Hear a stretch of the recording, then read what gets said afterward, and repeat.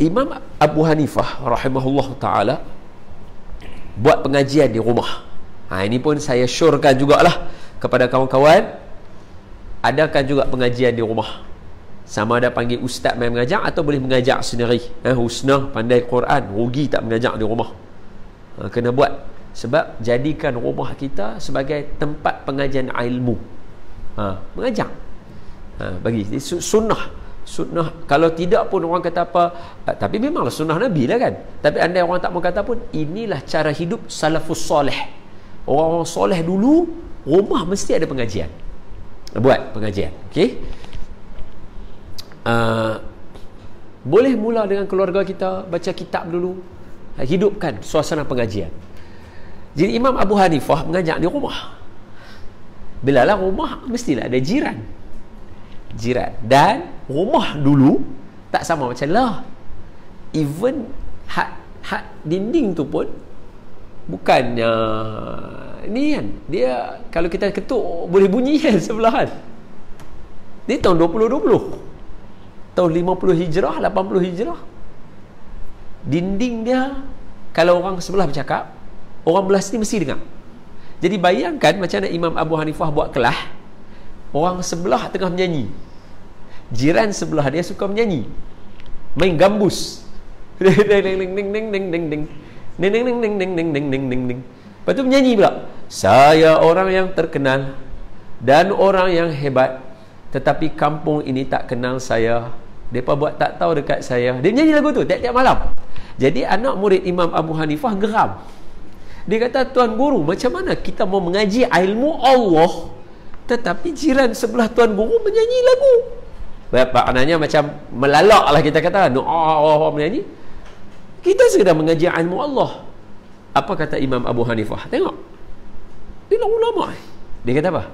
Innahu jari, sesungguhnya dia jiran aku.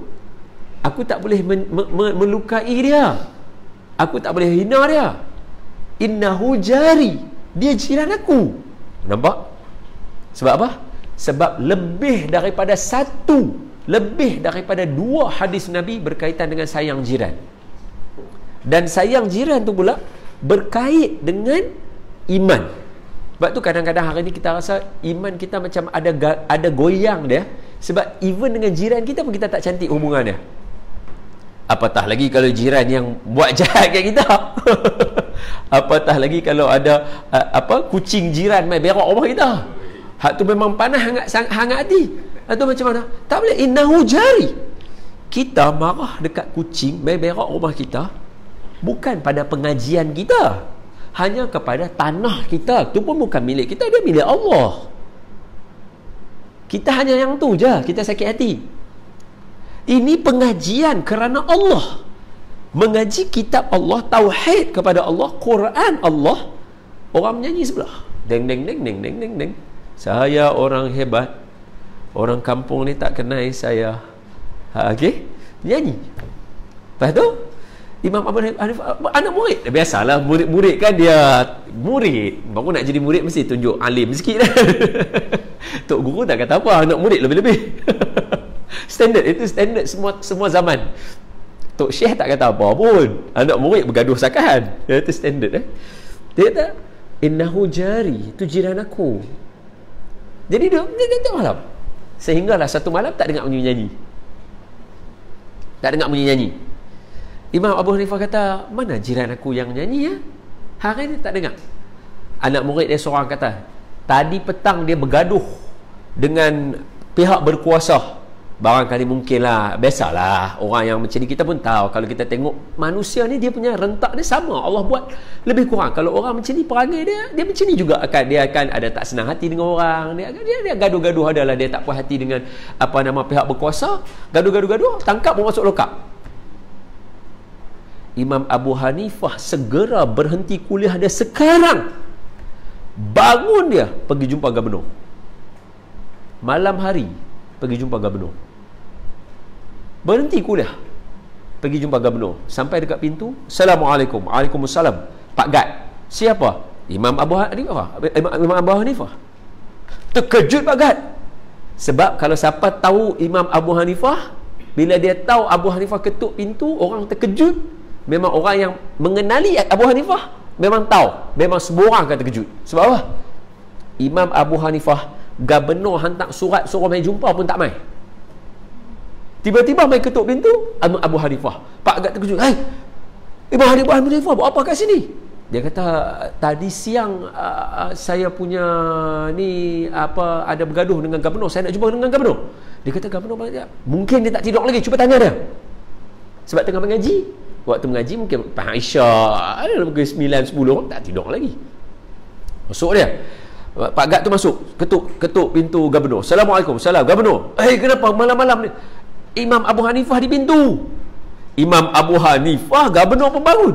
Hang ni betul ke hang tengok elok-elok? Sebab Imam Abu Hanifah aku titah dia mai pun tak mai. Gubernur ni bawah khalifah, Saidina Abu Bakar, bawah Saidina Umar, bawah Saidina Umar, contohnya Saidina Amru Al-As. Amru Al-As tulis surat dekat Imam Abu Hanifah, contohnya macam tu kedudukan gubernur bawah khalifah. Tak mai dia. Ini tak ada surat, tak ada apa, depan pintu rumah. Gubernur pakai baju terkejut dah. Imam Abu Hanifah buat apa malam-malam sini? Imam Abu Hanifah kata, tadi siang jiran saya bergaduh dengan pihak penguasa dan dia dimasukkan dalam lokap. Boleh tak tolong bagi dia lepas keluar? Dia kata, dia bergaduh sebab apa? Imam Abu Hanifah kata, ada urusan sikit. Jadi macam mana? Kamu boleh maafkan dia tak? Dia kata, okey, saya maafkan dia. Esok pagi saya lepas. Jangan esok pagi. Malam ni lepas. Sebab tak ada siapa suka duduk dalam lokap. Lepas dia. Malam ni juga lepas. Kalau kamu dah maafkan dia, lepaskan dia malam ni juga. Okey, saya arahkan orang pergi. Lepas. Lepas. Lepas tu bila Imam Abu Hanifah nampak jiran dia tu keluar daripada lokap, Imam Abu Hanifah pun jalan balik. Jadi jiran dia keluar cari siapa dia, lepaskan dia. Dia nampak Imam Abu Hanifah duduk jalan kat belakang. Nampak? Dia lari pergi kat Imam Abu Hanifah. Elok dia sampai belakang Imam Abu Hanifah, belum sempat dia bercakap, Imam Abu Hanifah menyanyi lagu yang dia menyanyi tadi. Saya orang terkenal, tak ada siapa kenal aku di taman ini. Saya orang hebat. Menangis dia. Dia kata, Imam Abu Hanifah, saya bukan orang hebat. Saya orang tak ada apa, saya menyanyi. Imam Abu Hanifah jawab apa? Saya tahu kamu orang hebat, sebab tu saya lepaskan kamu keluar daripada lokap. Bermula daripada situ, terus jadi anak murid pengajian Imam Abu Hanifah sampai sudah. Nampak? Sebab apa? Sebab pegang dengan hadis Nabi. Man kana yu'minu billahi wal yawmil akhir falyukrim jarahu. Siapa beriman pada Allah dan beriman pada hari akhirat, dia mesti memuliakan jirannya, mesti sayang jirannya. Sebab itu dalam mazhab Imam Syafi'i, kalau kita pergi beli barang, kita bawa balik barang, sekiranya kita tak ada lebih, jangan bawa turun barang tu ketika mana anak-anak jiran sedang main. Itu adab. Kita pergi beli barang, makanan, kita tak ada lebih, kita ada untuk anak kita aja. Yalah, kita bukannya ada duit sentiasa, kita cukup untuk anak kita. Jangan bawa naik barang, bawa keluar daripada kereta sedang anak jiran duk main dekat sebelah. Sebab takut dia tengok nampak KitKat, dia menangis minta dekat mak dia nak KitKat macam mana yang kita ada. Ini adab dalam pengajian. Masa kita mengaji kitab Imam Al-Ghazali, sebab itu berbeza ya, orang-orang yang mana yang pegang dengan hadis Nabi ni, benda-benda kecil macam ni semua mereka jaga. Sebab tu mereka jadi alim. Allah buka pintu ma'rifat, Allah buka segala jalan. Sebab apa? Dia jaga orang keliling dia. Sebab tu kita kalau macam even di pejabat kita pun sama juga. Kita semua tak sama keadaan kita. Kita tak boleh macam kita nak beli sesuatu tanpa kita mengambil kira orang keliling kita juga. Especially anak-anak, dia tak tahu apa. Jiran-jiran kita tengok benda-benda macam ni, jaga benda-benda macam ni. Saya antara yang amalan saya buat, kalau kita macam biarlah, ada kala kita beli shopping untuk sebulan barang dapur kita. Kalau yang jenis macam tu, memang reverse kereta kat belakang, memang masuk terus bawah bumbung, memang unload barang. Ada sekali tu beli kuih raya, kita pun tak tahu rezeki, kita sampai tak ada orang, jiran tak ada. Tiba-tiba elok kita buka bonnet, anak-anak jiran dia lari keluar. Adalah abang dia sepak bola, dia terkeluar, dia lari. Kena ambil juga, kena bagi. Itu hak dia apa? Itu hak jiran. Hak dia, kena bagi. Dia dah tengok kita ada makanan. Sekejap lagi dia balik, dia mesti abang, ayah tadi tengok ada ustaz beli kuih raya banyak, nampak tak? Dia akan abang. Ini para ulama jaga. Sebab itu mereka jadi imam mazhab. Kita belum sampai tahap pergi bebaskan kawan jiran kita daripada lokap dan daripada penjara. Belum ikat jamin mereka pun lagi. Ulama-ulama dulu benda ini mereka jaga. Sebab itu suasana dia. Sebab itu kalau kita nak buat bandar ilmu, antara ilmu yang kita kena tekankan adalah ilmu kejiranan.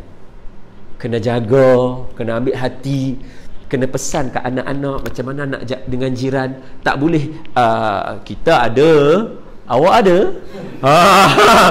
Ni memang kena jentik telinga dia. Kena kan jadi budak-budak kan.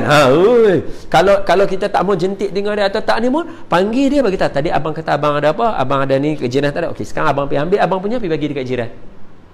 Bagi dia pun ada sama macam abang juga. Memang kita kena ajak macam tu. Ini ulama ajak kita. Ini dalam bab hadis Nabi. Maknanya Nabi mengajar para sahabat sehingga tahap macam ni. Oh, hebat lah. Sebab tu kata, ni lebih daripada bandar ilmu lah cik dia. Ini lebih daripada bandar ilmu lah. Ni dah jadi bandar Madinah lah. Dia jadi Madinah Al-Munawwarah. Nabi ajar para sahabat sehingga tahap macam tu. Macam tu dia punya kualiti dia yang diajar oleh Imam Abu Hanifah. Innahu jari. Ini jiran aku. Ni apa ni? Kucing punya orang penuh. Ini jiran aku. Kalau aku marah kucing dia, kecil hati dia. Ini jiran aku. Dengan cara macam ni, hati kita akan jadi macam mana? Dia akan jadi lapang. Maka betul tak firman hadis Nabi tadi kata apa dia? Man kana yu'minu billah wal yawmil akhir falyukrim dhaifahu. Bila dia jadi hati lapang, bila dia bersikap macam tu, jalan dia dengan Allah clear. Dia kenal dia siapa? Aku tahu aku siapa. Aku hanya orang yang menumpang dekat sebelah. Ini jiran aku. Hatta jiran aku pun aku tak boleh nak marah. Apatah lagi benda yang melibatkan kekuasaan Allah Subhanahu Wa Taala. Dia jadi bertambah iman kita. Innahu jari.